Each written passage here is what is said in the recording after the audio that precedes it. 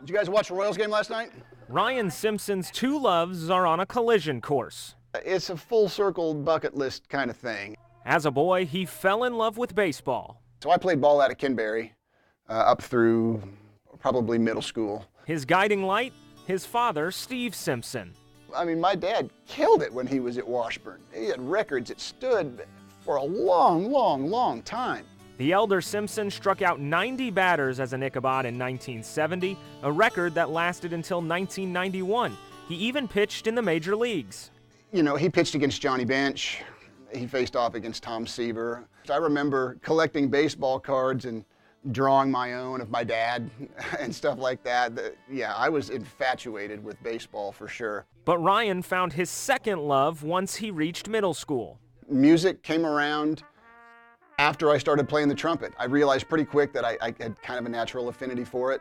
His father made only one request. When I started playing trumpet in 6th grade, the very first thing, I mean, like maybe even the night I got my trumpet, my dad said, "You got to learn to play the National Anthem." And I said, "Why?" And he said, "Because that's what they play at the ballpark." And soon, father and son had something other than baseball to bond over.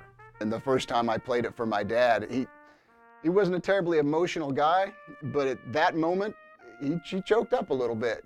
On November 2nd of 1989, Ryan was 15 years old and living in Omaha, Nebraska. He was hanging out at the local rec center when his neighbor called him, telling him to come home immediately because something had gone terribly wrong. That was the night our lives changed. At just 41 years old, Steve Simpson was gone. He passed away of an instant and sudden and massive heart attack. And in the difficult years that followed, Ryan found comfort in music. I absolutely plunged myself into my musical studies after he passed away. This Thursday, 6 days before what would have been Steve's 69th birthday, Ryan's two loves, baseball and music, will meet on the field at Kauffman Stadium when he plays the National Anthem. And I usually close my eyes and concentrate on not screwing it up.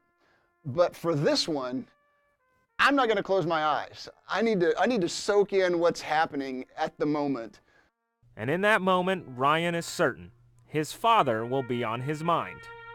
I know for a fact it would mean everything to him because he teared up a little bit the very first time I ever played it. And if to be back at the ballpark, if he was here, I wish he was here. You know, it would be special. It would be really special. I miss him.